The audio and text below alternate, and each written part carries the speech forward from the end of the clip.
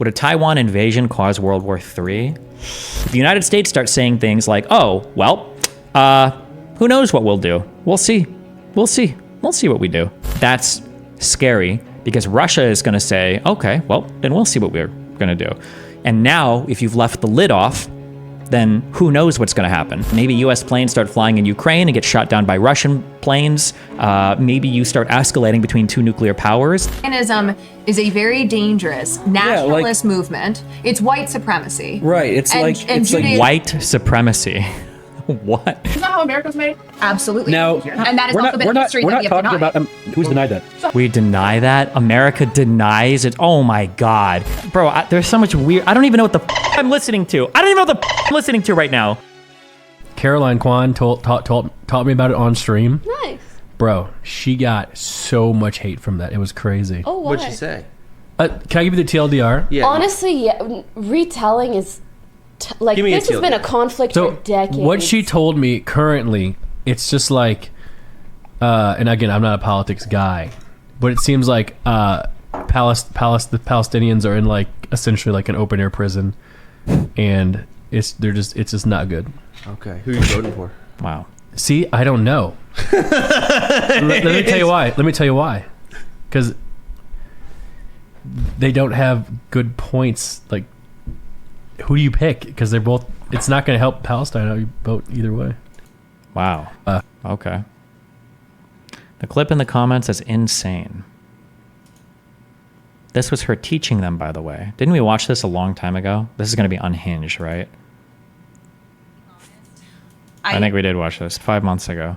I don't think it's was at Jews before, but if I'm being honest, I don't think it's right now. I don't want to discuss this in almost a conspiratorial sense, even though I think it is valid to say, you know, did Israel have intel that this attack was going to come and they wanted it to happen so that they could justify leveling Gaza? Like, did this festival get moved because of the, you know, the information? Like, we don't know, but the point is, it's war. War is hell. That is not to say it's okay. It's awful. It's violent. It's terrible. I do not want to see a single person die, nor does anyone.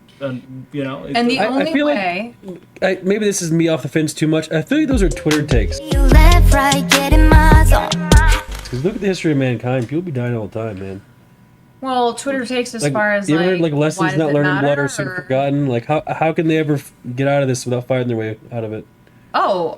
It's like Well, yes. America's not I going to mean, come save that's them. why. That's why the question So- of like, what do you want them to do when peaceful protest has led to them being shot? That's what's disgusting, is to see these right-wing politicians who have Nazi supporters and who espouse anti-Semitic rhetoric, who, because they hate Muslims so much that they are now like, oh, Jews, Israel, we must stand up for them. Like, you anti-Semitic motherfucker.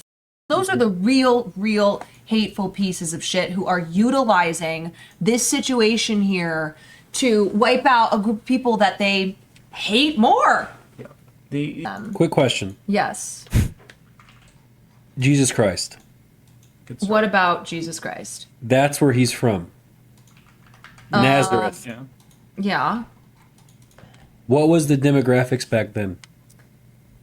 Please say Palestinians. I'm just kidding. She wouldn't do that. That would be pretty funny though. That would have been Year zero. Just about, yeah. just about BC. It would have been a mix of Palestinian.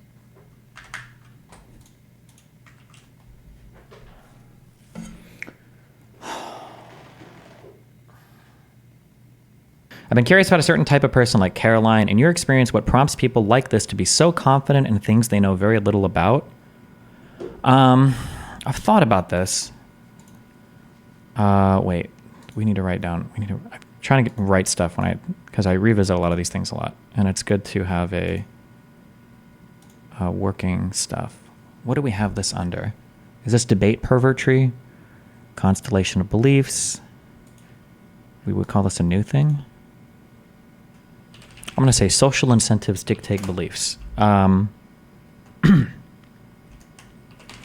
is little to no social reward for having measured or accurate conviction with regards to a particular topic, because the topic is not something that you arrive at after some amount of reasonable consideration, but rather because the social group you belong to believes in that particular topic. Therefore, it's always socially rewarded and advantageous to display the maximum amount of conviction for any given position. Okay, I think that's what happens. I think that when if you're part of a group of people, there's like a belief system.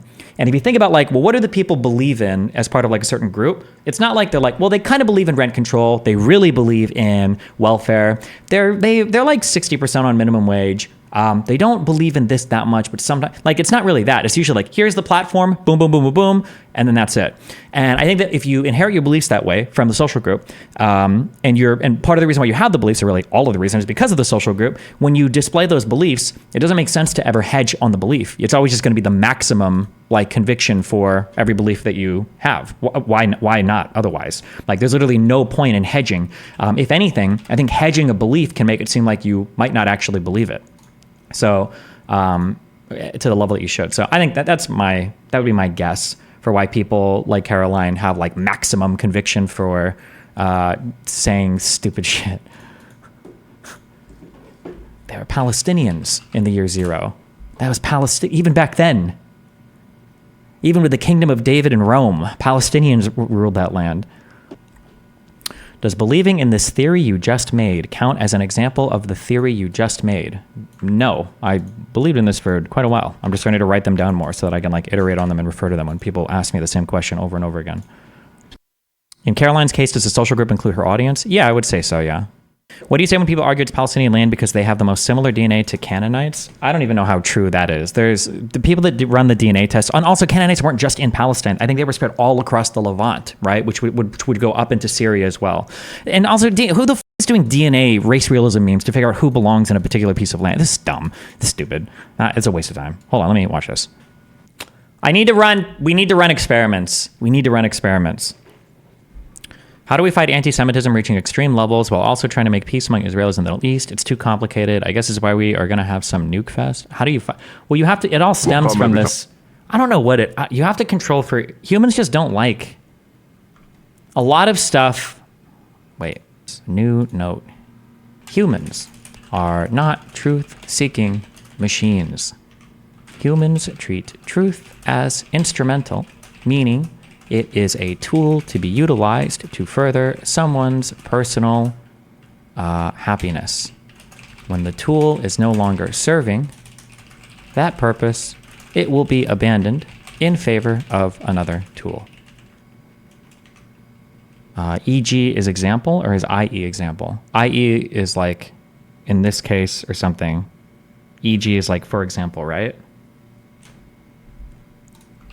IE versus EG. I stands for that is. Oh no, wait. EG, or yeah. EG is for example. IE that is. Okay, yeah. In other words, okay. EG, the internet. A lot of people seem to not understand this. I remember I said this at that Minds Festival thing in New York, and the audience actually booed me for saying this. I've been using that word wrong, apparently. Yeah, a lot of people use IE and EG interchangeably. Technically, IE is supposed to be like, oh, well, my mom is i.e. a massive bitch. Like, it's like, in other words, or it's like this thing. Whereas EG is supposed to be for examples. My mom is a lovely lady, by the way. I was reading that a ton of people think this New York Trump trial is going to be open and shut guilty. Do you think it's that easy? That was the only set of indictments that I didn't actually read thoroughly because it was the most boring case to me, so I'm not sure.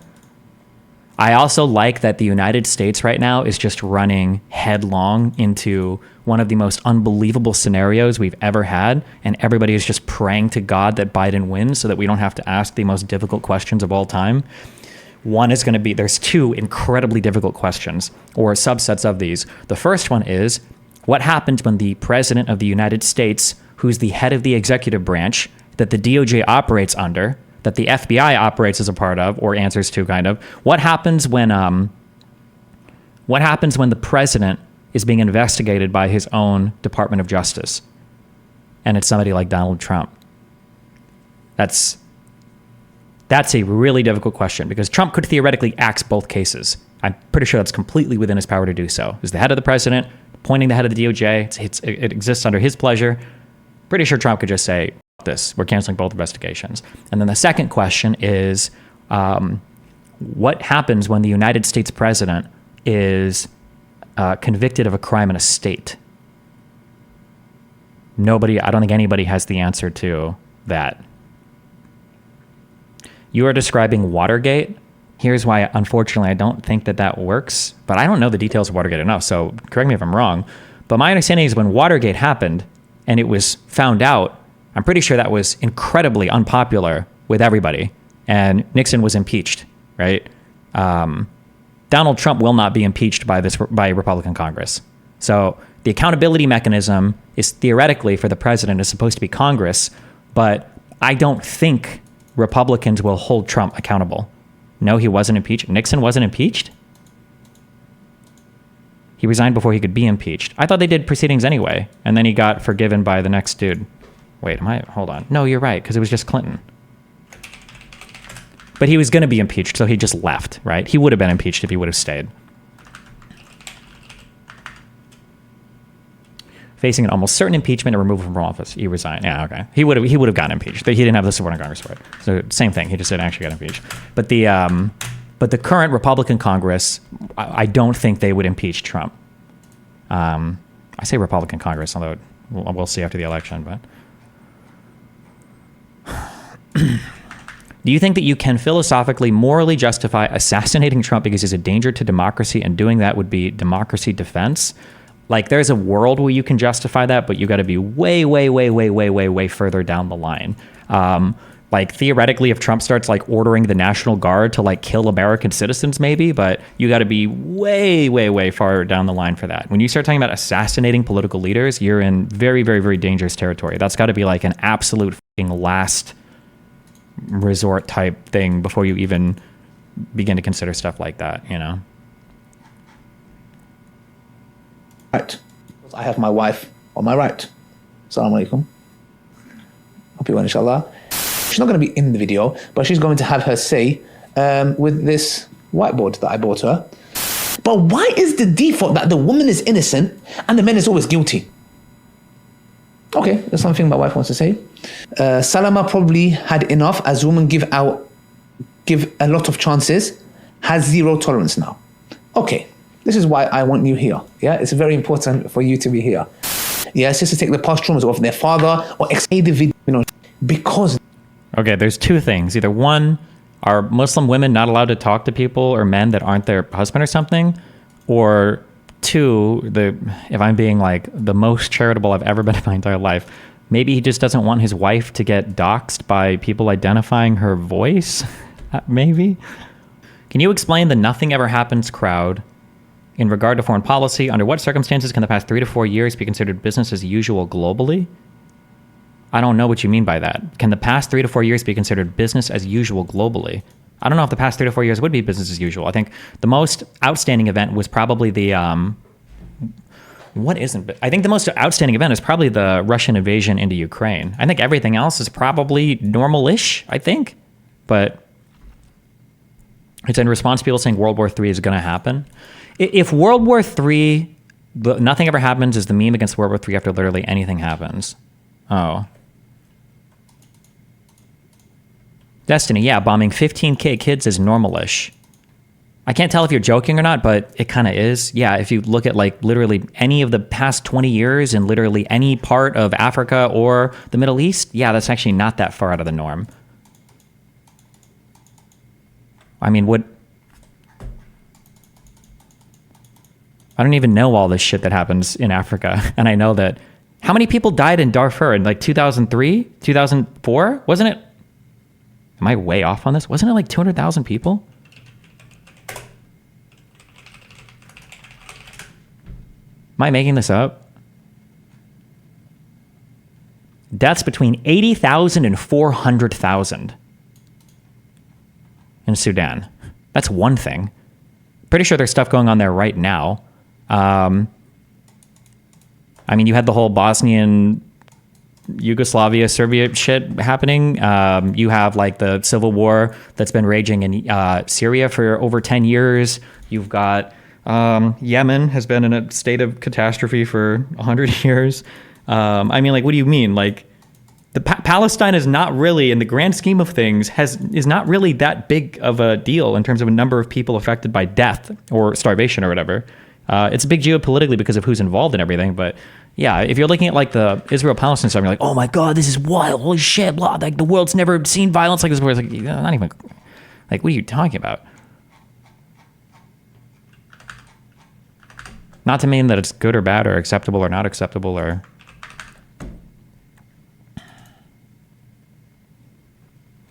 I think that if you're thinking about World War III starting, this would be my guess. The closer you get, when you've got more active conflict happening, because the temperature is getting turned up on everything, I think that increases potentially the risk for like World War III happening. But right now, I don't think we're on any clear tracks to World War III, and I think everybody doesn't want World War III. So like the way that China operates doesn't seem to be in a way that's directly adversarial to the United States. The way that Russia and Ukraine are operating, Russia very much wants to maintain like the current parties to the conflict and not have intervention from other people. The way in Israel and Palestine and Iran, the way that they're behaving, they very clearly are trying to limit the potential downsides of like strikes and attacks to other countries. Like, I don't think anybody wants World War III to happen. But like, as the conflict continues to grow and the temperature turns up, like the chances of, you know, Iran missing a missile and hitting, an airport in Saudi Arabia or some shit. I don't see how this could happen, but like something stupid like that, or a missile coming out of a rebel area in Ukraine and hitting like a civilian airliner, that happened. Or actually, in the Strait of Hormuz, the United States or Saudi Arabia shot down a civilian airliner from Iran once. That did happen. So, I mean, like, I feel like stuff like that could potentially put us on that road. But I think the big thing right now is I don't think anybody wants a world war right now. That's the feeling that I get from looking at what countries are saying and how people are operating. Would a Taiwan invasion cause World War III? I don't know, actually. I feel like a lot of that would come down to, I'm guessing, I don't know, but I feel like a lot of that would come down to what intelligence services tell the president of the United States, what the security threat is to losing access to Taiwan and the manufacturing. That'd be my guess, but I truly don't know.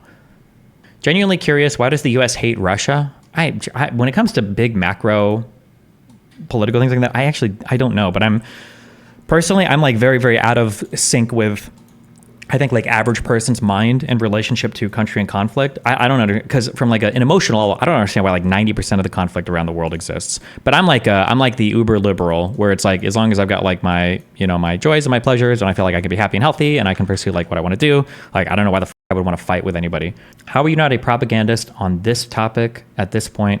Genuinely, you don't give Palestinians the same grace as you do with the IDF in Israel. No critical thinking like you normally do. Okay, bro. I mean, if you don't think I do any critical thinking, I don't know. There's no fact, there's no thing I could say. There's nothing that would convince you at this point.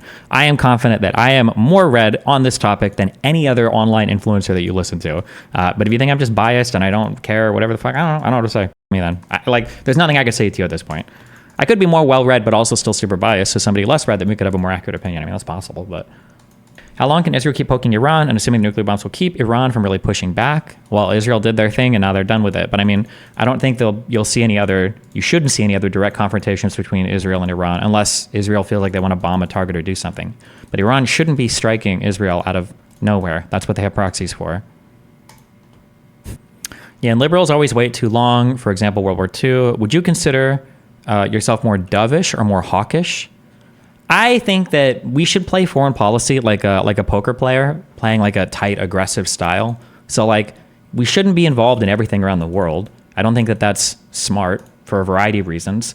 But when we do have things that we want to be involved in, it should be the full brunt of American involvement. no half measures. So we should make a decision, like for like Ukraine. Listen, we don't want to fight anymore, or we just don't like the conflict. It's destabilizing Europe, causing high energy prices. Ukrainians are dying. It's dumb. You tell Zelensky, listen, we're pulling our shit out. You got to make a deal. Sorry. Or, hey, we actually fully support your right to autonomy. Your borders should be recognized. You should fight as much against Russia as you want. Like, here you go. Here are the coffers. Here are the armories. Take what you need. Good luck. Give them hell. Like, it should be one or the other. If America wants to be involved in something, it has to I think we need to be more decisive. We need to be more decisive, and we need to be more. I'm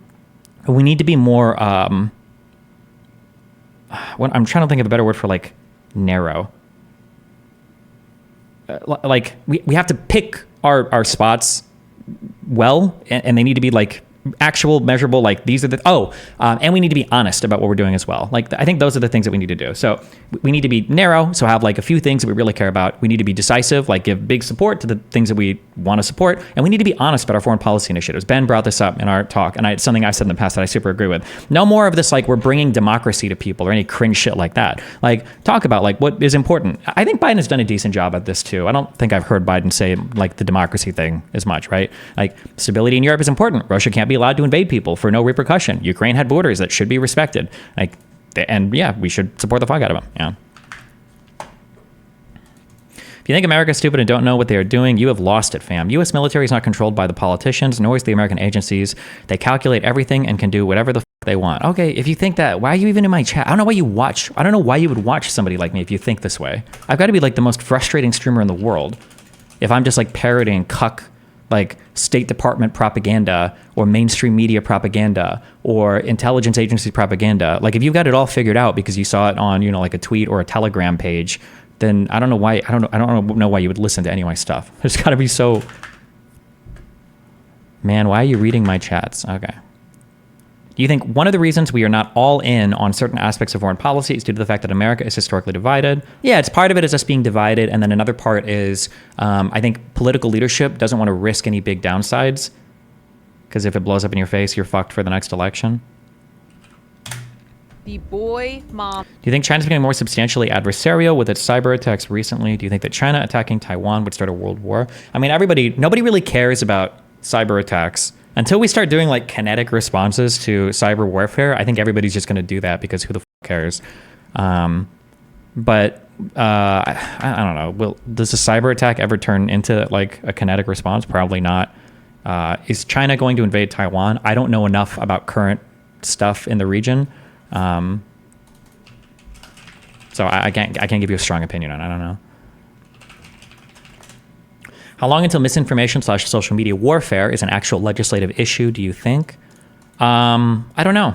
I don't think you can regulate misinformation because, like, I think that misinformation almost by definition is not regulatable because there's either going to be so little of it that nobody cares and it doesn't impact anybody. So why the f would you legislate against it? Or there's so much of it that you're not going to get enough people to pass legislation against it because it's so popular that people don't think it's misinformation. So what are you going to do, right? Do you think it was a mistake for Biden to say they weren't going to put boots on the ground? Why tell Russia what you're not going to do? It would be like saying at a poker table that you don't have an ace. The reason why you do that is because you want to limit how far everything can go. You want to set the expectations of the world around you, right? For instance, like if I show up at a knife fight and I like open my or a bat fight, we'll say bat, not knife, right? We all got bats and I open my coat, I'm like, I don't have any guns, just letting you know. I've got no firearms on me, right?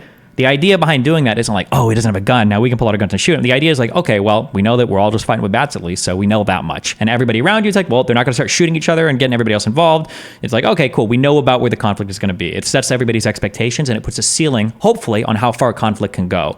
If the United States starts saying things like, oh, well, who knows what we'll do? We'll see. We'll see what we do. That's scary because Russia is going to say, okay, well, then we'll see what we're going to do. And now, if you've left the lid off, then who knows what's going to happen?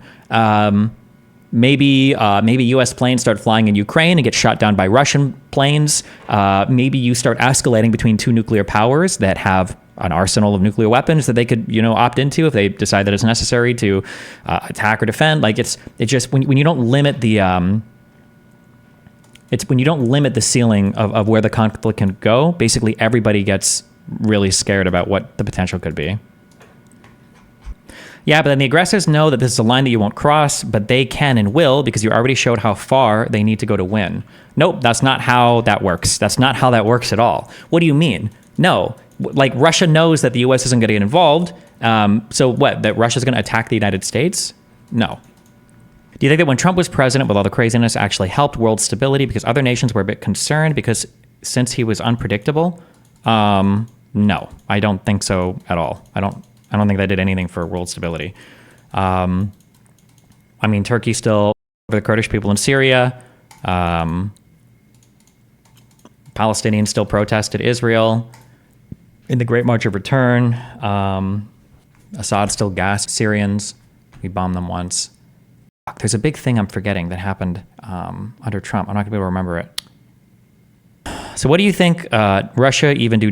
What would you think Russia even do differently short of attacking NATO countries? I'm pretty sure Biden only said that for Americans. Well, I think Russia would try really hard not to attack NATO countries, right? There might be some weapons or arsenal that they wouldn't, that they also wouldn't go toward. I'm not sure about that. I don't know if there are certain weapons that are supposed to be off the table for Russia or not. I don't remember Biden setting any like red lines for that, but.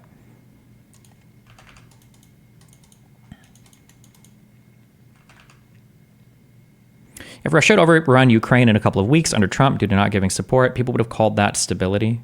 Yeah, true, actually.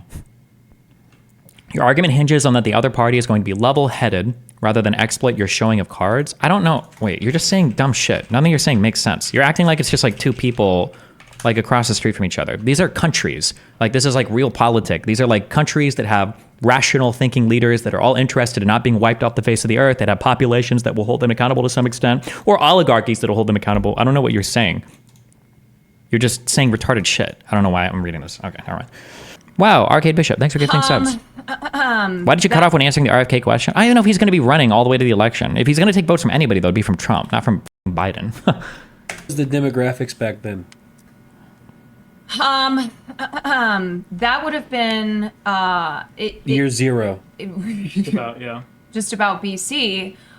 It would have been a mix of Palestinians, Palestinians, Arabs, Jews, and Christians. It was a mix of people in this area, but Palestine, and that changed over time. Well, yes, but under And they got along back then. Yes. So wasn't it? I don't know my ancient history. Wasn't it the year? Was it 70 BC or AD when like the whole Jewish kingdom fell and Rome like fucked them all up? They were all getting along back then. Is that what we're saying right now, or what? Like this is a common misconception. Okay, people think that Muslims, that Arabs and Jews have been feuding for centuries, when in reality. Wait a minute. How can there be Christians before Jesus? Well, we're talking about like early. They just knew. They had a good feeling. We're talking about like Jesus. Are you talking about before, like as Jesus was? There's no way a baby can be born and all of a sudden there's a religion. Bro, there's so much weird. I don't even know what the fuck I'm listening to. I don't even know what the fuck I'm listening to right now.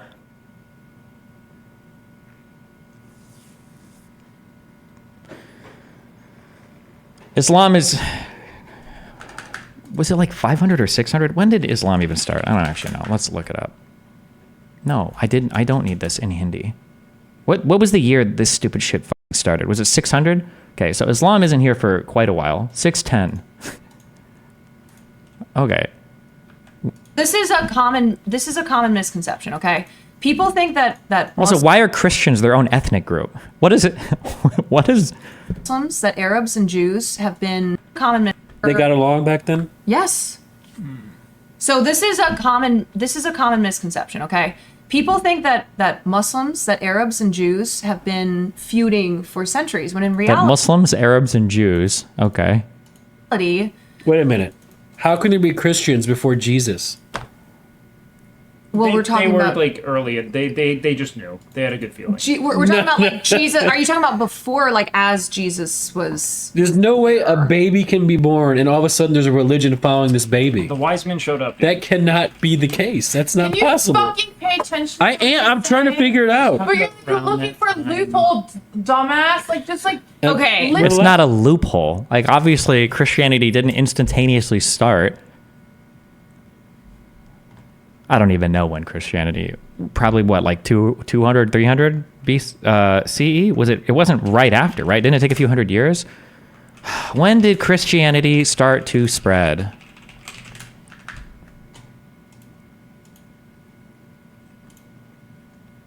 The latter part of the 3rd century. So in like the 200s? Spread in the Germanic world during the latter part of the 3rd century, beginning among the Goths. Did it originate with the... I don't know when it like... But I don't know if this is like... in the Germanic world.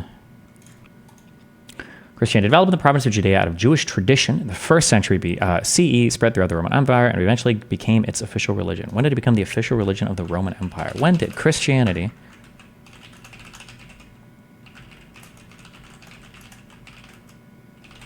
official religion? It was 380 CE. I don't know. I guess the next few hundred years it starts to spread then? Facts. Why? Okay. We're talking about Jesus and you're getting angry. Show respect. We gotta get back on track. I'm trying to figure out the timeline. listen to the stuff about the Gaza. I want to know the timeline of the area because didn't you say we have to go back first before What are we... you gonna do with it, that information? Are you gonna crack some fucking Do code? you want to go back, like, do you want to start thousands of years, or do you want to start... I need something. do you want to Well, I start mean, with what... 0 is thousands of years. It's 2,000, right? I mean, that is thousands of years. I think is the most relevant to this conversation, which is So maybe all that doesn't even matter because about what's happening. 1948. What? Oh, kill me. I don't... Why am I listening to this? Why did you link me this? I gotta ask for it. Year like I know 1500. 1948. I can say Okay. year 1500, the population was about 8% Jewish, 92%. I need to clarify Yeah. something right now, too, because Yeah. I haven't read chat, but I'm sure there's people who've been saying it. I need to clarify something. Arabs and Muslims aren't the same thing? Or would she ever talk to you? Absolutely f***ing not. No shot. Zionist movement. Stop. What is Zionist? Good call. Okay. It sounds like something from Zionism. the Matrix. Zionism generally just means that you think that Jews should have their own country, generally. That's like the broadest explanation. Let's see what she'll say. Oh boy. Whew. Oh boy. Oh boy, oh boy. Okay. Is it from the Matrix? No, it's not from the Matrix. Okay. All right. So Zionism is a movement that was created to establish a Jewish state in Palestine through... Not, I mean, it, okay. Not really, but okay. to establish a Jewish state in Palestine through the means of displacement and dispossession of the indigenous Palestinians who lived there. Okay, so we have like the most loaded negative possible framing of what Zionism is. Good start. Okay, that's good. So this also is enough moral justification then to hate every Zionist, which is basically kind of like 90% of Jews, probably. Like 70 to 90% of Jews is good. So that's good. Good foundation. Not anti-Semitic though, but okay, good foundation. That is how the nation of Israel was founded in 1948 after they took 78% of historic Palestinian lands and Historic Ottoman Empire lands or land that was run by the Brits. This is so... Why am I listening to this? displaced over 750,000 Palestinians. Okay, so this is Zionism a is plan. a movement. This was the plan, yes. Who came up Oh, with this was the plan all along. Okay, yeah. How many people were listening to this dog shit f***ing stream? Oh my fucking God, kill me. this? Theodor Herzl was the father of modern Zionism. Is he... Is, He's dead. So the first Zionist Congress was established in 1897, Yeah. but these plans came to fruition. Like the first big part of the plan was carried out in 1948. Not in the 1880s during the first Aliyah, not in the 1900s and the second Aliyah, not when the Yeshuv was there, not when they were actually buying the lands. It was just in 48, it just like appeared. That's when everything happened, just in 48. big part of the plan was carried out in 1948. I know I'm trying to keep it simple here. I like how she says that like she has so much more background information on this, and she's just trying to make it understandable to like the normie. She's just trying her best to like, I'm just trying to keep this simple for you, dude. Okay. I need to make something clear, and this is I know you will say as well. We need to understand the difference between Zionism and Judaism. Wait, 1 second. Oh yeah, let's go. Yeah. Melania, can I have a Coke? Zero. Coke Zero. Wait, Milena, can you have a Coke Zero? Thank you. I'm Okay. listening. Listen, Because- I'm listening, but Did they lie in the wiki article?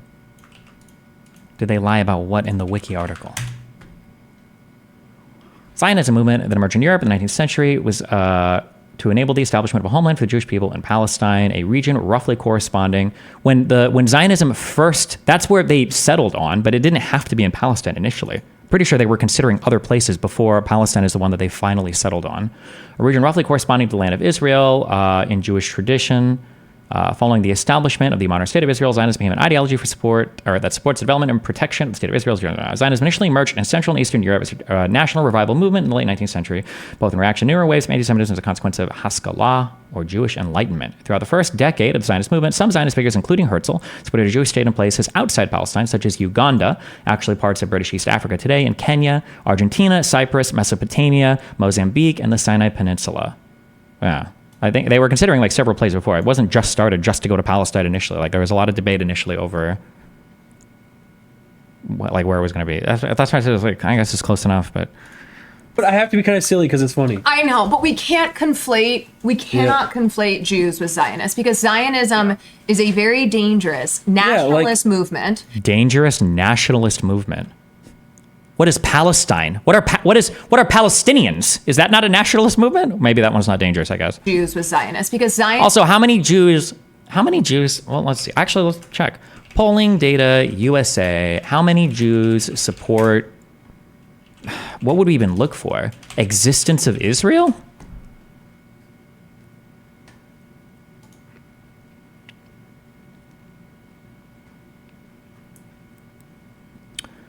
Have lived in Israel, have been there more than once.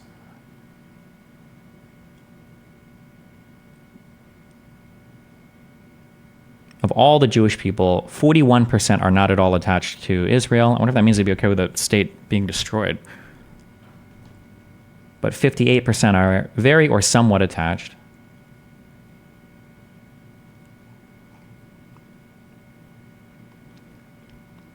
Eight in 10 U.S. Jews say caring about Israel is an important or essential part of what being Jewish means to them. 8 in 10. Important but not essential, and then essential. Jeez. So that's like, what, 82%?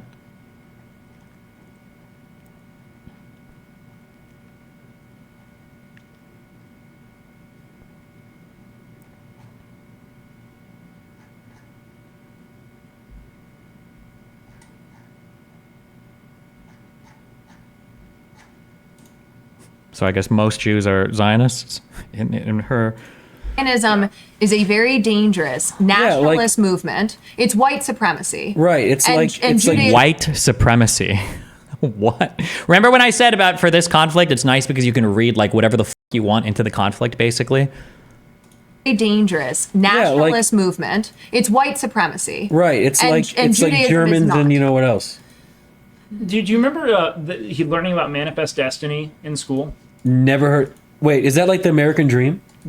Close. It was when we were like, you know what God wants? God wants us to have a nation that stretches from the Atlantic coast to the Pacific coast. Well, that sounds like a that's good our plan. land because God wants us to have it. That is the same kind of divine delusion that the Zionists are operating under. That Yes, God and they- is with kind us to have a nation that stretches from the Atlantic coast to the Pacific coast. Well, that sounds like a that's good our plan. land. Isn't that literally what the Palestinians say, though, when they say, like, from river to sea? Isn't that the manifest destiny? But Because God wants to have it. That is the same kind of divine delusion that the Zionists are operating under. That Yes, God is willed. and they co-opt aspects of Judaism. also, by divine delusion, remember that you absolutely cannot dig underneath any of that Temple Mount because the entire Arab world, or the entire Muslim world, would lose its fucking mind if you would actually discover any Jewish artifacts there, because for a lot of them, they believe that Jews were never in that place at all. And the fact that there might be evidence that a first temple or something existed beneath that would like destroy the collective Muslim mind. But okay. Judaism in order to conflate Judaism with Zionism and say that all Jews are Zionists, which means all Jews believe in an ethnostate, stay with me, which means that Judaism is the only ethnicity, religion, you name it, in the nation of Israel. What about the 2 million Arabs living there? Is that we're not gonna... People are asking, do you realize that like Israel wasn't founded until 1948? Israel did not, as a nation... Wasn't that in the Bible though? They did say 1948. No, isn't that like an old school city? Like, or No, old school... Jerusalem? Are you referring? Jerusalem has been what am I thinking religiously has been a battle over the right to... So you're saying Israel did not exist Yes. until 1948? Yes. That word wasn't real before There that? was no nation of Israel. What was Israel? Is it like a... What were the Israelites? What was that referring to? Why were the Jews there in 0 CE, BC, CE, BCE? What were they doing there at all? It was Palestine. Was it just an idea back then? Real. For the right So you're to... saying Israel did not exist Yes. until 1948? Yes. That word wasn't real before There that? was no nation of Israel. What was Israel? Is it like Israel was Palestine. Was it just an idea back then? Israel was... Israel, okay. Yes, I know, he's thinking about What's the word? Jerusalem. I don't know if this is offensive. Jerusalem, which is always existed. But in the Bible, isn't there a world called like Israelites? Uh-oh. Israelites. Well, that's like Pedialyte, okay? That was just their diet back then. Uh-oh. How do we explain this one? Israelites? Isn't that a term in the Bible? Is it in relationship to the kingdom of Israel? I think that What is it? in the Bible, but I could be very off. Didn't you just learn this shit in Wiki like 2 months ago? I didn't know anything about the history that much of this region before October 7th, but I'm not on stream educating people about it. I'm sitting here reading and learning. What do you mean, you fucking retard? What's the comparison? Like, I don't understand the comparison in your mind. Like, imagine if somebody's like, hey, Destiny, can you explain precisely the technology of how like monitors work? And I go, no, I don't really know how they work. And then I watch somebody explaining it incorrectly, and then I make fun of them. And I'm like, why are you explaining all this shit incorrectly, this guy? And like, you come up to me and it's like, well, don't you not know how monitors work? No, I don't, but I'm not making fun of somebody for not having the knowledge. I'm making fun of somebody for pretending they do and then educating tens of thousands of others on it. What? I'm trying to like, I guess the clarification. And then she's lying here, which is like, I'm just trying to make this simple for you. I'm trying not to get too bogged down. I'm trying not to get in the weeds. I'm trying to make things too complicated. Of Israel? I think that What is it? in the Bible, but I could be very off there. I'm trying to like, I guess the clarification is Israel existing as like an actual like an state, official right. recognized country by the United Nations? Yes, and it was. Okay, for 1948? I'm sorry, my knowledge of the Bible is chat. Israel and the Bible is different. I actually know a little bit about the Bible. Okay, well, My mom taught me about it. John 3:16. That's Stone Cold Steve Austin. Here, wait. In all honesty, the Bible doesn't even matter here. It never did. But because what we're talking about lands here, Yes. right? We're talking about a minority population of Yeah. people, settlers, who moved in to these lands that had already been populated by indigenous Palestinians and then took them. To make a quick caveat, to be like How are they populated? Where did those people come from? We skipped over a couple thousand years of history there. What happened? of like the kingdom of Israel as referenced in the Bible, founded like, in like 50 BC, something like that, right? To lay claim to a kingdom of Israel as like an ancestral land to me is somewhat disingenuous. It would be similar to any like modern day, like, let's say like a Venetian citizen being like, I should be able to displace British people from London because this was a part of like, the Roman Empire or something. Oh, what about natives in like Canada or natives in the United States? Are they also not allowed to do that? Or are we only being like anti-white, like indigenous person here? Are we just shitting on the white indigenous people? Are we going to extend that to every indigenous person that wants land or a claim to land or wants some more territory or property or deals or tax breaks or funding or something like that? You know what I mean? Wait. I'm gonna be honest. Sometimes when you talk, my guy, it's just, you gotta talk to me like Caroline talks to me. Okay, I'm sorry. Okay, you gotta break it down real slow for your boy here. People are posting this in chat. Israelite refers to the people whom the Hebrew Bible describes specifically as the direct descendants of any of the sons of the patriarch Jacob, later called Israel. And his descendants as a people are also collectively called Israel, including converts through their faith in. So it has nothing to do at all with the city, country, with the state of Israel. Right. We're trying to say that physically the state of Israel did not exist until 1948 because that has nothing to do with the. He should ask, oh, well, when did the state of Palestine exist? Reach out to them for a convo. No, they don't want to talk about this shit. And this is like a 6-month-old thing anyway. I don't know why I got like this. It's just for me to get triggered. Bible.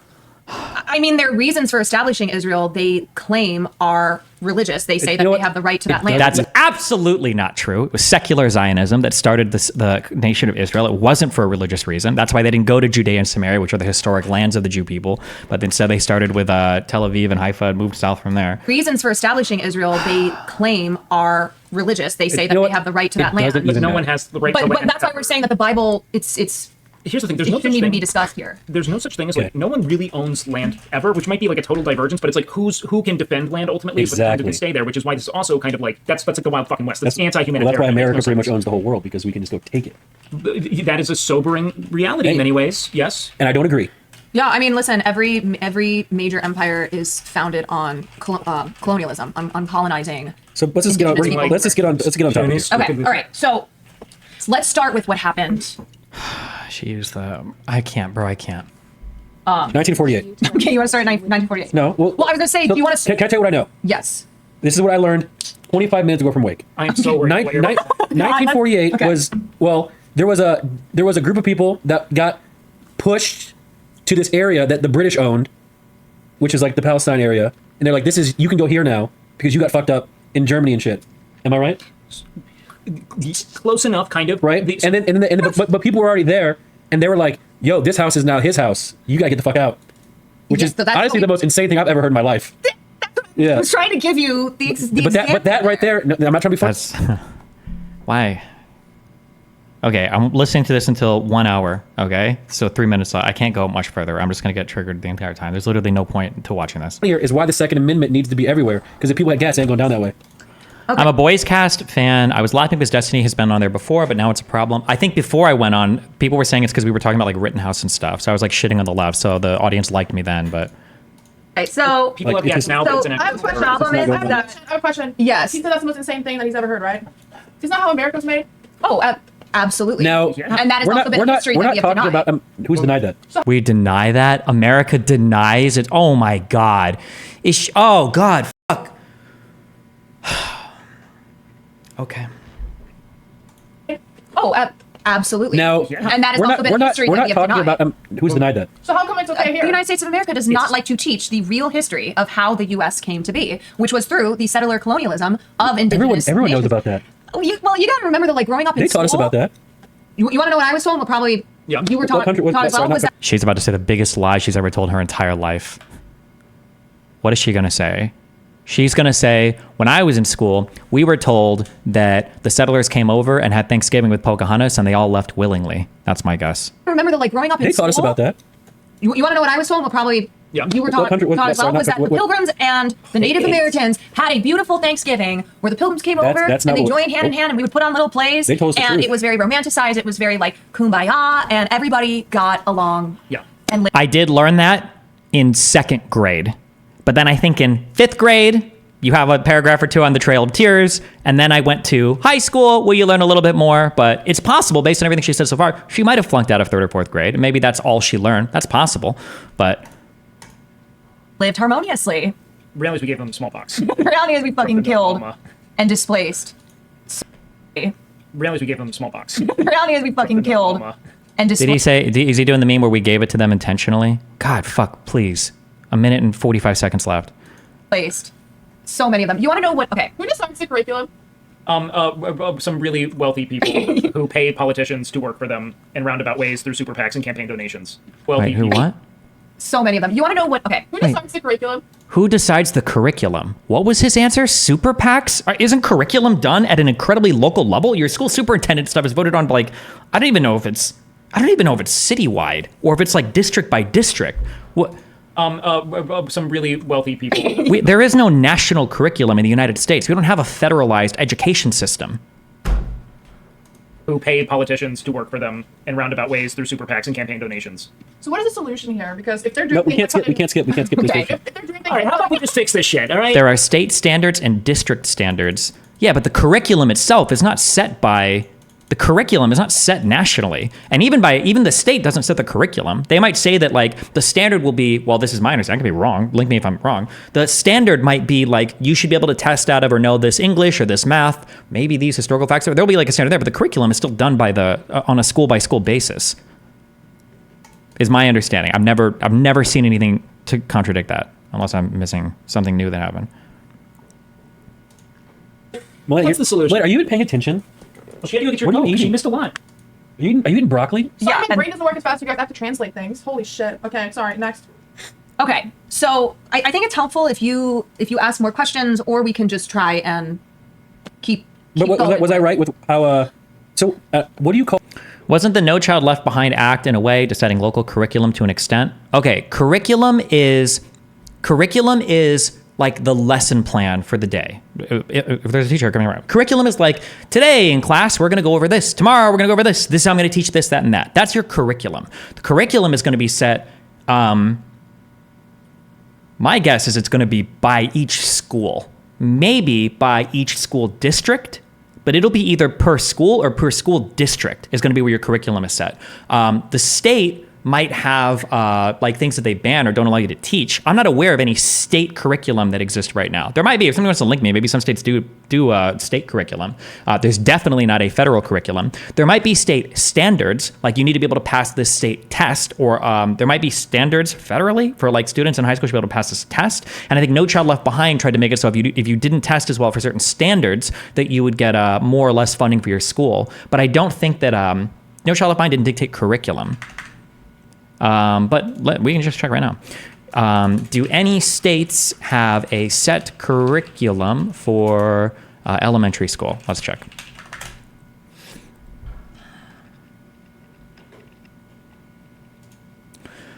K through 12 curriculum authority requirements and statutes in these states. Background. State or local education officials develop K through 12 curriculum for classroom instruction that generally includes lessons and materials used in a particular course of study. Depending on the state, K through 12 curriculum may reflect or incorporate state content standards, educational learning, and achievement goals that state education officials either require or recommend that local schools satisfy in K through 12 instruction. K through 12 curriculum development in public schools varies across the 50 states. State-level entities such as state boards of education and state education agencies, or local entities such as school districts and local schools may play a role in development and approval of K through 12 curriculum. If a state-level entity is tasked with developing a K through 12 curriculum, state standards or regulations may either require or recommend that local schools or districts use the state-developed curriculum in the classroom. Other states allow local schools or districts to develop their own K through 12 curriculum. Okay, so I guess some states develop K through 12 curriculum and might require it. I don't know how common that is or which one that is. Massachusetts has MCAS, which is required for a high school diploma. A test is not a curriculum. Tests are not curriculums. Tests and curriculums are not. I think Tiny was confusing lesson plan with curriculum. What is curriculum? My understanding is like a lesson plan is part of a curriculum. Curriculum. The subjects comprising a course of study in a school or college. An example of a curriculum. A school may use an accredited curriculum for language arts featuring numerous tools for delivering academic content, workbooks, presentation slides, activity suggestions, etc. However, a teacher may choose to customize their lessons plans based on their this is a curriculum. Lesson plan is how you teach it. Yeah, that is your curriculum. Like a lesson plan is part of your curriculum.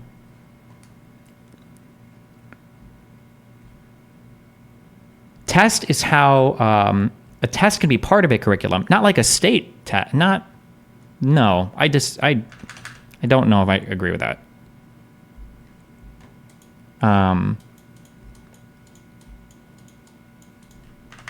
Splitting hairs again?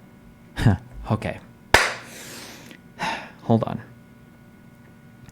I am not splitting hairs. This is an incredibly important concept that, especially once you have kids, you go to school meetings or whatever, you listen to shit parents feel incredibly strongly about.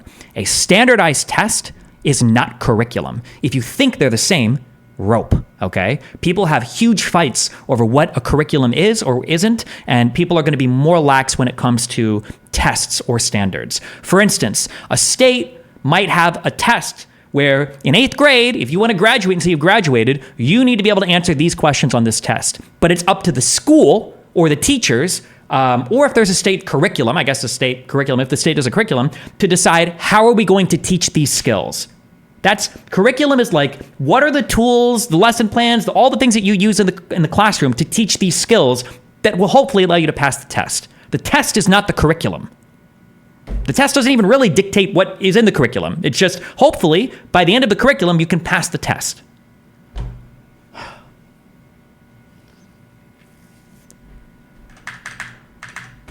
Aren't curriculums centered around tests? Generally, yes. Yeah, they will be because the teachers need to have their school to be accredited and they want to get funding. So generally a curriculum, the goal of a curriculum, well, in an idealistic sense, the goal of a curriculum is to make you a more educated person, whatever the subject matter is, and hopefully you're educated enough to pass the test. But in reality, a curriculum is going to be designed around whatever the testing requirements of the state or your local entity are so that your students are passing the tests, right?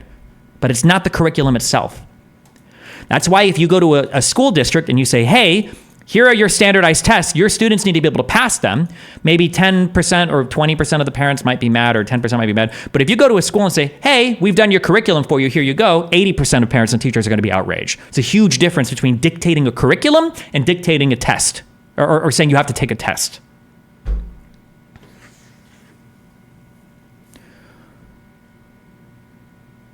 Okay. Common destiny splitting hairs. I'm going to smash my balls in a fucking vice. Sorry. Anyway. The development of K-12 curriculum in public schools varies across 50 states. There are a variety of different entities responsible for developing curriculum, including state local entities such as school districts and local districts in 43 states have the authority to develop curriculum. Okay, so generally they are done on a local level. State level entities such as state boards of education and state education agency leaders in the following 2 states have the authority to develop curriculum. So 2 states have state level entities that do curriculum. And then both state level entities and local entities in the following 5 states have some authority to develop curriculum. There you go.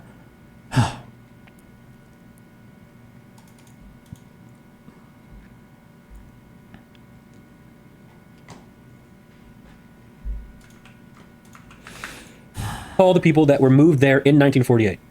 What do I call the settlers? No. The ones that got pushed into displaced. Palestine. Those are now, and have been since then, Palestinian refugees. And that is who has been relegated to places like Gaza. He's talking about the Jews that were displaced post-World War II, the post-World War II diaspora of Jews that were then granted Israel as a land by the British. Oh, okay. What does diaspora mean? Diaspora, like, okay, so when bad things happen, people go elsewhere. You're talking about the Jewish people who then... Diaspora. Wait, where did they all come from? Was it just Europe? Is that what he said? Was it just Europe where they came from? Became citizens of Israel. Exodus. So that's what happened, right? That's what happened, yes. So the Jewish people came from where to get to? Well, they had... Good question, Nick. He's the drunken master. It's Ethan again. Where did they come from? So the Jewish people came from where to get to? Well, they had actually been settling even before 1948, but it was not a lot of them. And by 1948, it was still a minority population who had come from mainly places like Europe because of the anti-Semitism that made life for them so hard in Christian white Europe. I mean, hello, the Holocaust, right? Yeah. World War II. In Christian white Europe. Thank God we clarified that. Those strong Christian Nazis in Christian white Europe, yes. Christian white settler colonial apartheid supporting Europe, yes. In talking about all of this, I've always made it a point to say anti-Semitism has always existed. Jews have been a persecuted people for generations. Just like my people. But the problem is that they utilized that pain and that suffering, the Zionist movement did, as a way to justify. Oh, the Holocaust industry. We're borrowing Finkelstein talking points. We're kind of meshing them together with Nazi talking points. Yes, those Jews and the way they leverage that fucking hollow meme against everybody. Oh, those sneaky sneakers. Problem is that they utilized that pain and that suffering, the Zionist movement did, as a way to justify moving into Palestine, displacing the people who had lived there. But why that area though? Because look at photos. It seems kind of like. Because of what? Did she say the ties? Wait, what'd she say? There. But why that area though? Because look at photos. It seems kind of like. It's a little like California. Well, it's because of the biblical ties mostly. Do you mean like why would they want to go there? Yeah, why there? You don't think it's. Well, the biblical ties. Okay. The ties to He's fucking to that being the land. I'm being serious. The Holy Land, its religious significance. So it does have to do with the Bible. But what I'm saying is, wait, but there weren't actually Jewish people there. It was all just like biblical shit. Well, depends on. As far as like Old Testament. As far as supporting Palestine's liberation, and as far as talking about this from like 1948 and on, the Bible doesn't have to do with it in the sense that it's not important to Like, we're not weighing the Bible when talking about if Palestine should be free. Like, if Palestinians deserve the right to return home. Is that our topic? What is? I thought you were just giving me a rundown of what's going on. I think that, yeah, the best way to probably frame it is in the last few hundred years when you're talking about like how this Okay, is. so let's fast forward to modern day. Tell me what's going on exactly like it is. Because I know she doesn't know, and I have a little bit of an idea just judging by the Twitter. Okay, so this was done on October 15th, by the way. Nice. She got all the marching orders within a week after October 7th. Good job. What a good little soldier. What a good little tanky fuck. Nice. Okay. So what exactly is going on right now? Well, okay, hold on. Let's see if we can do this.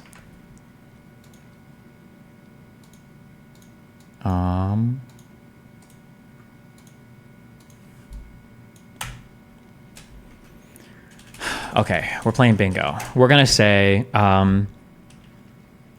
Hamas represents an oppressed people / an oppressed people engaged in armed resistance. We're going to have something, they definitely did bad things. I'm not denying that. But the IDF has done far worse and for far longer.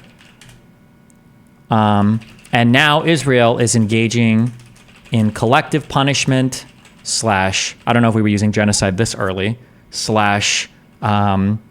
indiscriminately killing all civilians. Okay, those are the three we've got. Those are the 3 points I'm guessing. Let's go. Good luck. So Judging by the Twitter, okay, which has been rampant with disinformation. Wait, you Right. think I know? I don't think, Milena, that you're so pretty that like you don't have to think about things like this. Just worry about being cute.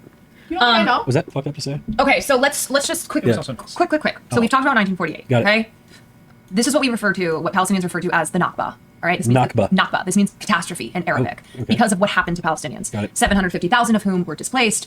200 and some villages that were just completely overtaken, turning everyone into a refugee, forcing them to relocate to places like Gaza and the West Bank, which includes Okay, apparently 1948 is now, but okay. East Jerusalem. So after 1948, after the Nakba, Israel they took 78% of historic Palestinian land. That meant that there was only 22% that Israel had not yet officially claimed. What year are we at? 1948. God, Nick, please ask who had them, who took them. So did Palestine have the other land? Please ask it. We're still here. We're going to move on in a second. So wait, they took 78%. They took 78% So they and came in there established the nation and of took Israel. 78% of the Yes. land, just like that. Displacement was also gradual. How? How's that possible? Just like that? Yeah, how is that possible? What happened?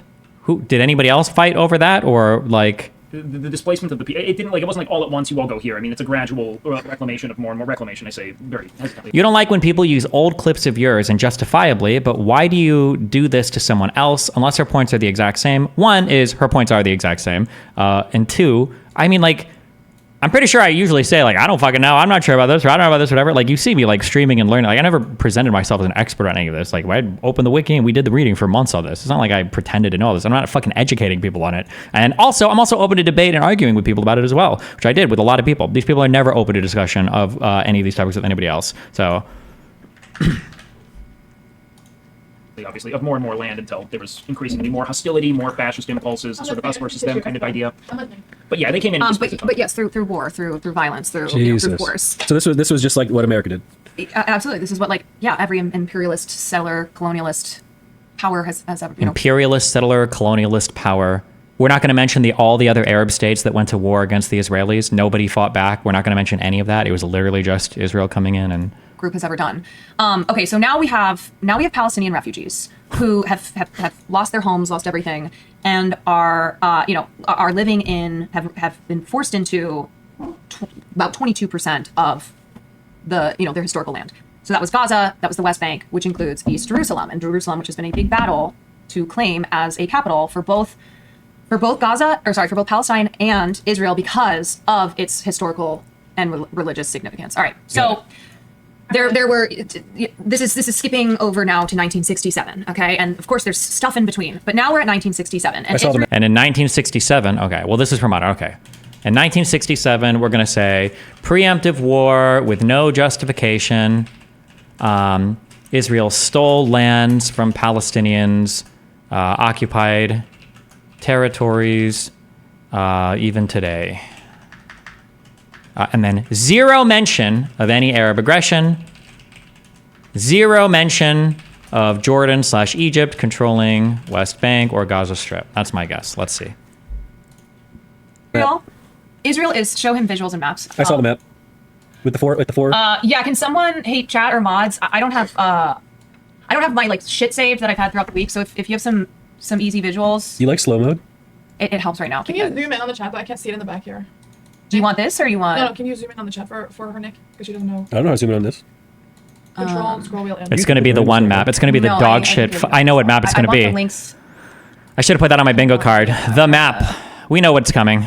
We know what it's going to be. Like just a picture. There's also something that could be easily explained through the lens of polymism. All right, fuck off. Yeah, but I'm not kidding. We could. Okay, I've seen this here's a map. good infographic. Okay, and I'll pull this up on stream as well. Yes, the map. It's the map. This is actually a little bit better than the one that normally got passed on Twitter, though. To be fair, it's a little bit better because at least it says pre-British mandate Palestine. Wait.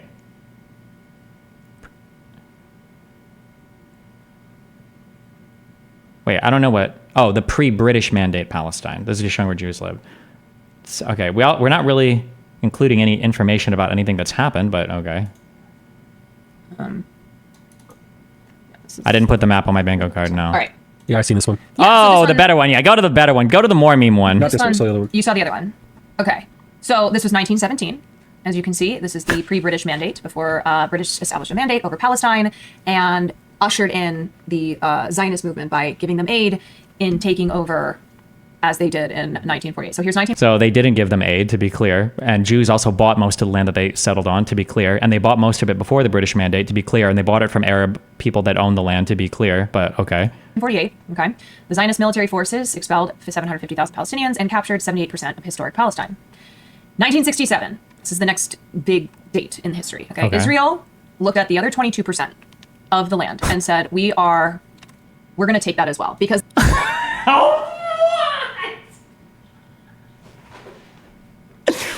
I don't even know if I said preemptive war with no justification.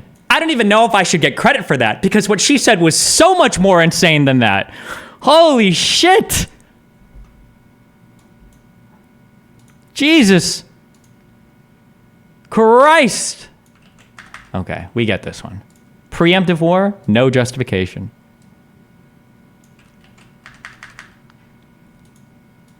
the goal. Oh, wait.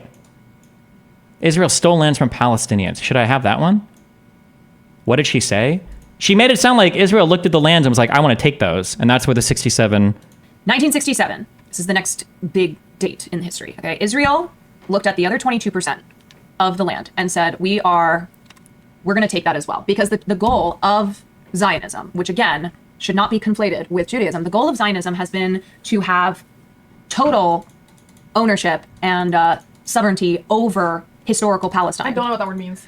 Sovereignty? Zionism? Oh, she was downstairs. Oh, you're that. downstairs. It's like the Black Panthers. No, it's In short, it's the belief Isn't it? that That's what I got from Does she even know there was a war in 67? Or does she think it was literally just... Did she have any idea? Or... have a like divine right to Oh, the a birthright state thing. Yeah. Okay, sorry. Okay, kind of different, but sure. Yeah, I think yeah, I get it. it's a Jewish national movement that Wait, why is it not like the Black Panthers? Isn't Black Panthers one separate? because separate? Zionism is basically the equivalent to white supremacy in that they Wait, what? That's not an answer. Zionism is the equivalent to white supremacy as they were trying to escape Hitler, who was a Aryan supremacist. But in most of... Okay. they believe they have domination over Palestinians. So it's more like the Klan then? It would be. I'm so confused. Zionism is like the KKK. True. Because it sounded like it was more like it's the Black much Panthers. more. It's much more of the Klan than the Black Panther. The Black Panthers fought against white supremacy. They were, a radical group who fought against the oppression that Black people were under. So yeah, so Zionism is Jewish nationalism. It is fascism, and it is Jewish nationalism and fascism. Okay, fascism too. There we go. what the government is today. Wait, my is- mod in your chat needs my help. There's another good way to look at I'm it listening, strictly look. by the numbers of citizens as well, especially if people bring the Hi. source into question. There's a great... Oh, thank God. And now we've got the genius Brooks here to tell us that it's not a complicated topic at all. Because it's not. It's so simple. It's so simple. It's not complicated. Thank God. You could go look up the Jewish population in Palestine by the years on the I think it's like the Jewish Virtual Library. It will show exactly what happened in 1948. What was the event that started the first Intifada? I don't remember, actually. Was it the... I know that it ended with the Oslo Accords. Did it start because of the war in Lebanon? First Intifada start. I think it was because of... I'm trying to think. Because peace with Egypt happened in 79. Palestinians kind of got shafted on that. And then I think it was in the 80s. I think it was after Lebanon War. Let's check.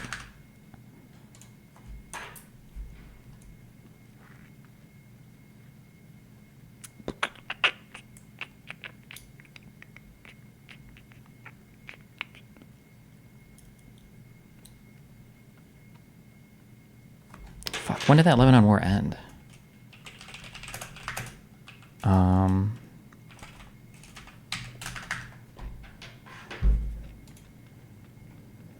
Ended in 85. First Intifada began a couple years later. It might have just been general tensions and people upset that nothing was happening, I guess, maybe. Collective Palestinian frustration over Israel's military occupation of the West Bank and the Gaza Strip. Yeah, I don't know if there was like an inciting moment for this. Like for the Second Intifada, the failure of Camp David was probably like the inciting moment for setting that off. Which is a massive, massive, massive displacement. And again, this is a source curated by, So in 1948, where did they spawn from? Like where did they just come in from? Like was it? You said it was the British? Well, it was essentially, so after World War II ended, there was a massive existing displacement. So of the Jews that were persecuted through the Holocaust, right? So now there were a bunch of people there saying we don't feel safe, we need a place to go, yada yada yada. And the Brits were like, we know just the place. If that is more or less, does that make sense? What I'm saying? Oh, I get it. Yeah. So they were collecting those who were displaced by that and essentially quarantining them. Wasn't that crazy Israeli terrorist guy? Wasn't that in 95? I don't remember. Hebron massacre.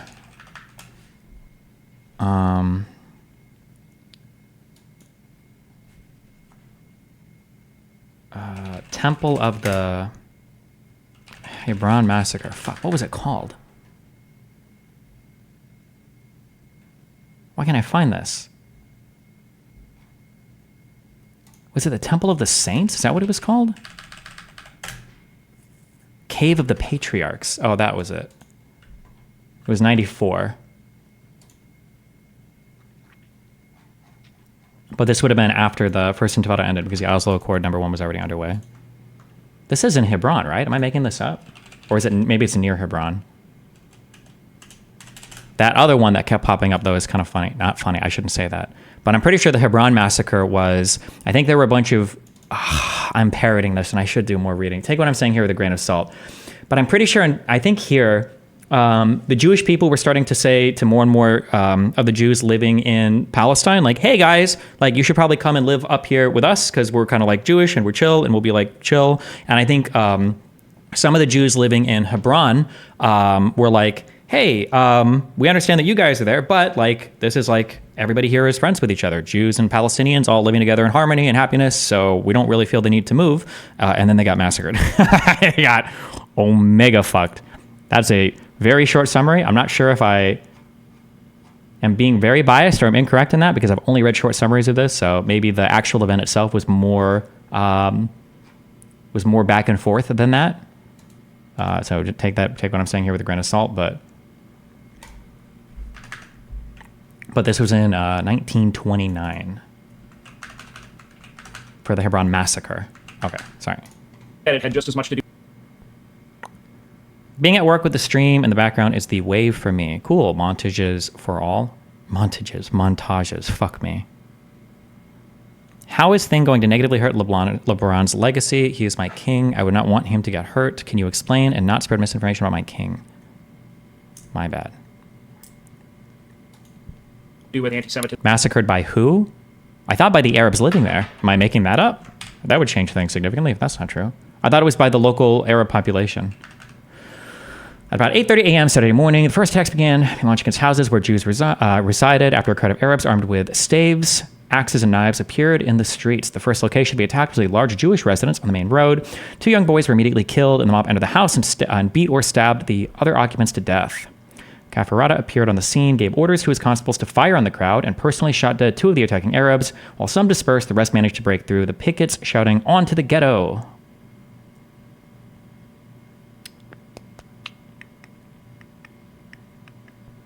But also, to be fair, some Arabs also sheltered Jews as well, so. It was Al Schindler's List. I'm sorry, that's not funny. By Arabs incited to violence by rumors that Jews are planning to seize control of the Temple Mount in Jerusalem. Isms that did anything else. War was over. They didn't know where to go, and they're like, let's go there. Yes. Yes, and Jews had been settling in Palestine before 1948. It just was, it was a handful here and Okay, there, this might be a stupid question. Okay. I'm not trying to be offensive. I'm genuinely... How do I ask this? I sound like a complete utter moron. But I have to know. Sure. So, the Jewish people in Israel, is it like the same sort of Jewish people that we have here? Is it the same, like, the same thing, kind of? God, it's such a good question! Are they all white Jews? Because technically, pretty sure the majority of the Jews living in Israel today are actually of... I need to learn all the Jew races or whatever, because I don't know all their racial classes or whatever. But I'm pretty sure most of them are descendants of Middle Eastern Jews now, because after all the big wars, all the Jews kind of like run to Israel because they're kind of scared in their own countries. Is it Mizrahi? Is that Sephardic, Mizrahi, whatever the fuck? Do you mean like as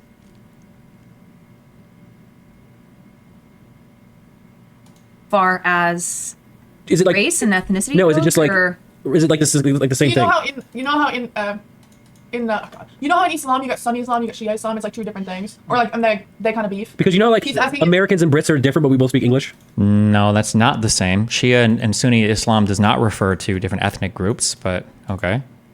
Predictions on her answer? I don't know. It's going to include white people, though, somehow. Okay, so Yes, I understand what you're saying. So is it When you say most of them, does that mean 90 or 55%? I think it's like over 50%. I don't think it's like 90%, but I think over half of the Jewish people that live in Israel now are descendants of Middle Eastern Jews. Can we find that? Ethnic makeup of Jews in modern Israel. Is there a way we can find that? Oh, Jewish ethnic identity. Oh, maybe it's a plurality and not a majority. Israeli Jews are nearly evenly split between 2 Jewish ethnic identity groups, the Ashkenazim, 45%, and the Sephardim or Mizrahim. Is it Sephardim or Mizrahim? Ashkenazim? I don't know how the fuck to pronounce this. Or 48%. These 2 ethnic groups retain some distinct religious practices and cultural traditions associated with their ancestral roots. the same like kind of like they're all in the same like group, right? Yes, but some of them are Zionist Jews, and some of them are anti-Zionist Jews. But yes, if you go to Israel, you're never. Or I've never been to Israel, but I've never in my life heard a Jew divide the Jews in Israel between Zionist and anti-Zionist. But okay. I admire the level of conviction here. I need this. Like, where's the comic, like the cucked destiny, like, well, it feels like, or I'm not entirely sure, or my level of conviction is low, or versus the Chad Caroline. What types of Jews live in Israel? Well, there's Zionist and anti-Zionist Jews. Well, you've got the Jewish Jews and the Goyim Jews. You've got the white supremacist Jews and the ones that are fighting for Gaza. Like, won't we have those here in America too then? Some Zionist and I mean, I guess we should clarify and say that there's Palestinian Jews. There are, I want to kill myself. It's okay. When she says Palestinian Jews, she means like Arab Israelis. Or maybe you could say Palestinian Israelis. I've heard that before, but okay. Black Jews. Like there are... Wait, what? Okay. There are... Judaism is not a monolith. Like, I thought it was hard to become Jewish. Your mom had to be Jewish. Well, how can you have I'm so confused. But it's also a belief. I mean, like, you have... So there's like... Could I become Jewish? Yeah, you could convert. You could convert to Judaism. Listen, that might be one of those things they'll never really truly accept you. Well, no. Listen, I tried to become white back in high school, and they would not let me in the club.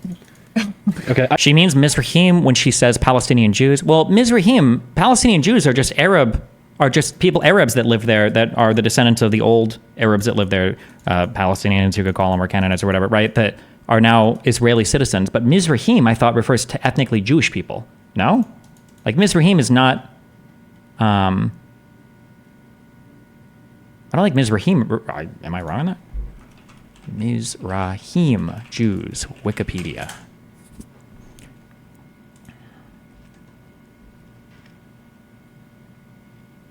refers to Oriental Jews. Mizrahi almost exclusively applied to descendants of Jewish communities from the Middle East and North Africa. In this classification are descendants of Mashriki Jews, who also... Okay, yeah. Isn't she referring to Arab Israelis? Palestinian Jews are a really tiny group. No. I mean, like, she's not, like, completely wrong to call them Palestinian Jews, but I'm going to rail on her on stuff like this, since she clearly is completely fucking retarded on all of this, so I'm not going to give her any charitability on any of it. I thought it. I tried. They wouldn't let me in. What club were you? Black Israelites. Okay, so You had a club for white people in your school? Yeah. It's called the school. I want to bring it back in. Yeah, bring it I'd in. like for us to watch this clip. This is one that I've Who is this guy? The different types of Jews are just a religious sect, right? Like, there's no DNA or anything, right? No. God, fuck. Don't fuck me up on this. So when you talk about, like, Ashkenazi Jews, Sephardic Jews, or Mizrahi Jews, you're talking about only ethnicity, I believe. You're only talking about ethnicity.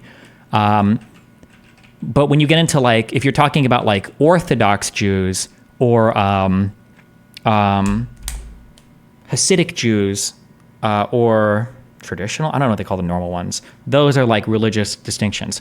However, my guess is going to be different ethnic groups tend to be different types of Jewish people. So, like, for instance, I'm totally pulling this out of thin air. I'm probably right. I'm guessing. Ashkenazi Jews are probably most likely going to be secular Jews, like non-religious ones. That'd be my guess. And that would be like one, like how that would orient would be my guess. But you could probably go look up like which Jewish ethnicities tend to be which religion, and they probably correlate roughly. But they're technically different. They're technically different, I think. Like, yeah, somebody said Mizrahim are more likely to be traditional Jews. Maybe, yeah. Why should I care about his opinion? This is Michael Brooks. Rest in peace. He was an amazing political commentator. Okay. He is Jewish, and he was looks like Lionel Messi. He was vehemently against Zionism, and he was against the actions of Israel, and he was pro-Palestinian. I think he had like Is he an American? How could they be Jewish and secular? Because Jewish is like broadly referring to an ethnicity or a nationality or a religion, but in this case it would be an ethnicity. You could be a Jew ethnically but not be religiously Jewish. An aneurysm to the back of the head. Yes, aneurysm to the back of the head. To the back of the head? Not. So I'm just like repeating stuff. Caroline, are you frazzled? No, yes, I am a little frazzled. But Am I frazzling sorry, you? blood clot aneurysm. No, it's. Okay, so he worked for the Majority Report. He worked for the Young Turks. Oh, He's Jewish Hassan. American. Yes. Does Hassan know him? Hassan knew him, I believe. Yeah. Oh wow. Yeah. Okay, so he is here, and he is talking about why he is a Jewish person for his Jewish values, believes in Palestinian liberation. Why, like, as a person who's a member of a persecuted group of people who lost... Keep in mind that this type of Jew is going to be the ultra minority anywhere in the world. Most Jewish people are not going to agree with like the self-hating Jew archetype. It's like a minority Jew position, but not that I don't know if I should say self-hating. That's kind of Uncle Tommy, but this is not like a huge percentage of Jews. Who had 6 million murdered during a Holocaust. Why he especially? Does secular Catholic kind of make sense? No, because Catholic generally refers to specifically like a religious belief. Catholic isn't used like to describe an ethnicity. A Jewish person does not support Israel in their apartheid regime against Palestine. Okay, so let's watch this. This is very powerful. And Do you have to watch all 7 minutes? yes, we're gonna watch it. We're gonna watch it. So my first question, Dude, Michael Jackson's dead. I don't watch his videos. We might need Stop. speakers. Oh, here, wait. All right, next post. Hey. Okay, at 1 hour 20, we cut this off. No more of this, okay? It's not funny. What? Give it a little bit longer. Just no. You said such a stupid thing. Just because someone's dead doesn't mean you have to watch all their videos. Like, I will watch it, but that's not a good reason. He is a She very did. Like, the next day after him compared us and we're like memeing on it. Who's memeing on it? It's a 7-minute video. I didn't watch the whole thing. That's a lot of minutes. All right, let's test the sound. It says on your Twitter that you're Jewish. Am I getting this right? No. Is it the right Twitter? On my Twitter bio, it says I'm Jewish. No, but like in your tweets. I don't want to be wrong. I have Jewish background. Okay. So as someone with a Jewish background, yes. How do you feel about Bernie's plan for Israel, especially as someone concerned with foreign policy? I love it. It's absolutely necessary. My Jewish values teach me to oppose apartheid. Okay. Could you elaborate, please? I mean, there really isn't that much to elaborate on. I mean, has anybody ever been not only to Israel but also to the? Have you been to? Have you been to the West Bank? Have you been to Gaza? Yep. You went to Gaza. I went to the Oh, okay, but not to Gaza. Yeah, Gaza. Well, I know people have gone to Gaza. You can definitely go to Gaza. So for me, my politics are built on a base of, economic justice and actually really like anti-racism, in some ways as distinct from some of this sort of woke stuff in a way. But Well, we said when about 3 I years ago. was already, look, I grew up, I was pretty connected to left politics, so I always knew growing up about the travesty that was the human rights situation. And I knew that people I admired, like Nelson Mandela said, South Africa is going to not be properly free until the Palestinians are free. In 2006, I believe, I read a piece by a guy named Tony Judt in the New York Review of Books, who was a really important Jewish scholar. And he just said, the argument was that, literally this is childish. Like, the idea that you have an ethnostate or a religious state, if you're committed to any type of broad-based social, economic equity and civil society, it doesn't work. It's such a white American. It's so funny. Like, Nazis and tankies have the same view when it comes to like race stuff. Like, oh, Israel, ethnostate, bad.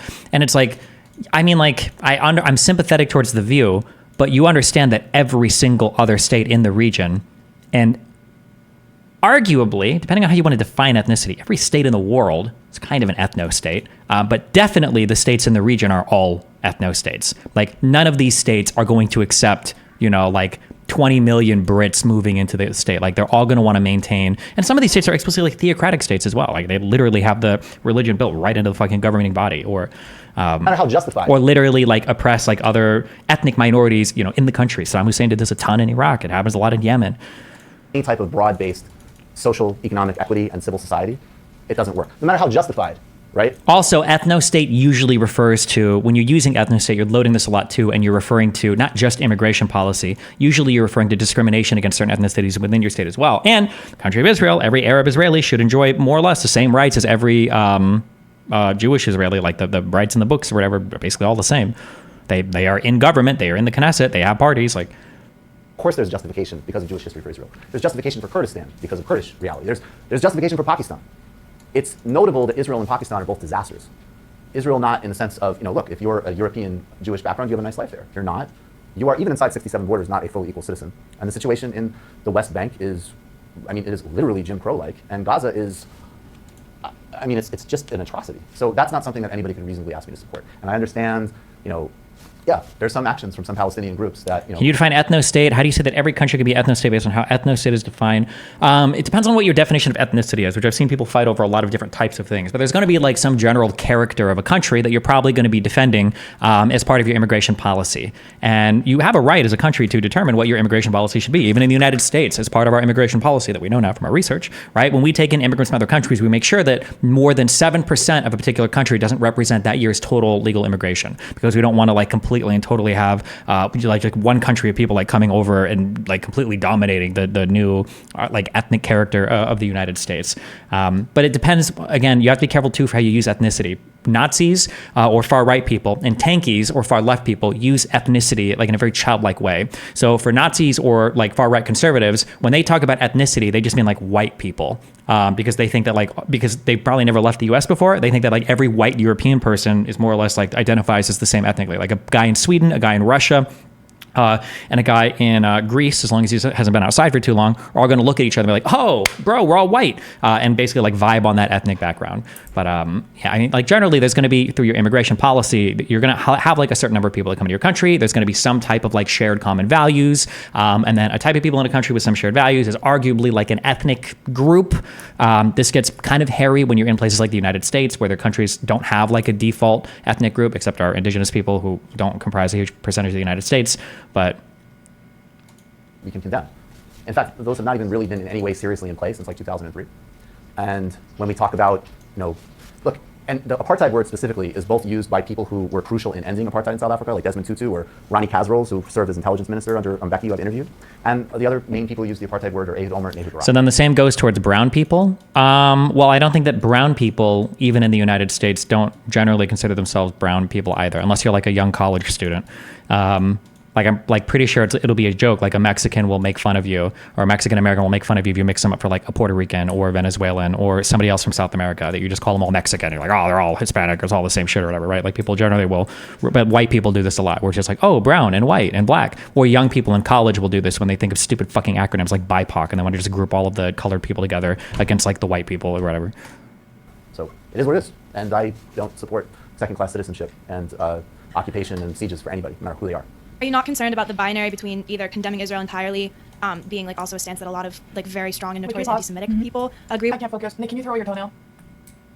That's so gross. Like, I don't want to hear it anymore. How do you get a toenail? I hear it. Just stop. Just throw it away. He has it in his hand. Okay.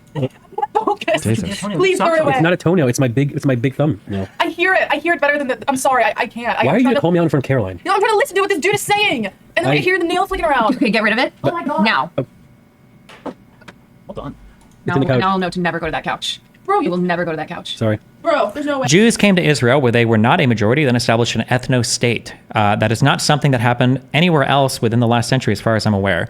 Well, so the big ethnic state for Jewish people kind of came about as a result of the war that happened in 47 and 48, right? Because prior to that, Jewish people were willing to accept a huge chunk of Arabs living in their lands, right? In 47, the Jews agreed to have 45% of their population be comprised of Arabs. I mean, so like you can call it an ethnostate if you want, but I mean, it's not. I don't really think that's what most people mean when they say that. Also, in terms of it happening in other places, I mean, there you had the whole Armenian genocide. You had huge population transfers between, I think it was India and Pakistan. You had huge population transfers between Greece and Turkey.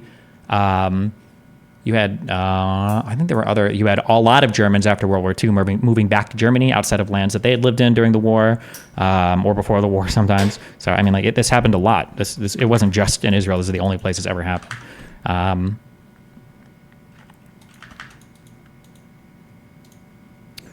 Were those okay? The population transfer between Greece and Turkey, I think most people consider that was generally okay. Between India and Pakistan, I think a lot of people died, but I think people probably thought that it was better for them to move than not, is my understanding. As far as German people leaving where they lived, I mean, ideally they wouldn't have gotten killed staying there. I don't know what the actual push factors were for German people after World War II in the places they were in, though, but... Do you consider them okay? Like me personally, I don't care that much. I think it's weird that people have like crazy, attachments to, like if there was a huge fucking war, like if Mexico invaded this place, I would have no problem going north. I wouldn't stay here. I would just leave. I'd say, fuck this. Even if I lived here for 30 years, I'd just say, fuck it and leave. I'd go north. Fuck that. But I mean, like, the world was also a way different place in terms of like people moving around and displacement of people and people moving after wars and shit. Like that happened a lot.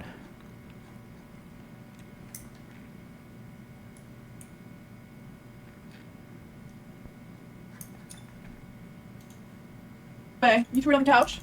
He got rid of it. Oh, He got it out. All right, are we ready? Yeah. The next part coming up is I mean, it's all. Would Mexico then be in the wrong? If they invaded the United States for no reason, I would say that, yeah, it was probably not good. You shouldn't invade countries for no reason. Willing to give up your country says a lot about you, especially if you're pro-immigration. What the fuck are you talking about? You type 2 diabetic fuckhead. Like, you don't even know what country you live in right now. You probably are in the United States and don't believe like in the fucking democracy. So you're not even one to talk about a country. What do you mean? There was a fucking war or some shit, I'd fight. But I'm saying that the land was already conquered. I'm not going to sit here and fucking die because it's occupied by some other people that want to fucking kill me. I would just leave. We're not talking about defending a country now. We're talking about the borders are already set. Rope. Back and focus now. With versus like, seeing this as more Remember of the full a screen. complex issue where it is wrong what's going on and there's also a way to do this that Israel still exists and is supported. So it's not a complex issue. That's the big thing. It's super simple. There's one group that has enormous power. It's the most powerful country in the Middle East. It's backed by the United States. It acts on another population of people with total impunity and is never held accountable for anything. So there's no symmetry in the relationship, period. And just as like a thought experiment, IDW people, if we know that if somehow a population of Jewish refugees ended up in West Bank and Gaza, and an Arabic government in Jerusalem and Tel Aviv had an open-air prison in Jewish Gaza, which they bombed with white phosphorus, they killed civilians indiscriminately, and they had no provisions for medicine, they had an embargo that blocked food, that electricity wasn't running, that there was an over 48% unemployment rate, life expectancy and malnutrition statistics were horrifying. One of the major policymakers in this hypothetical Arabic Palestinian state said, we need to put those Jews on a diet. In the West Bank, there was another Jewish area where there was a little bit more autonomy, but there was regular Arabic settlements where they pulled up the Jewish farmers' foods, they terrorized them with rocks, the security forces broke children's bones, and they couldn't drive their own roads. We'd all have no problem understanding what that was. So there's nothing complex about it. The second part of your question, it's a pure asymmetry relationship. And the question is rights or not. So that's it. It's not complicated. The second part of your question, at this point, there's always going to be crackpots. Yeah, I mean, what about Jews that were kicked out of the West Bank or East Jerusalem, or who cares? I don't care. All right.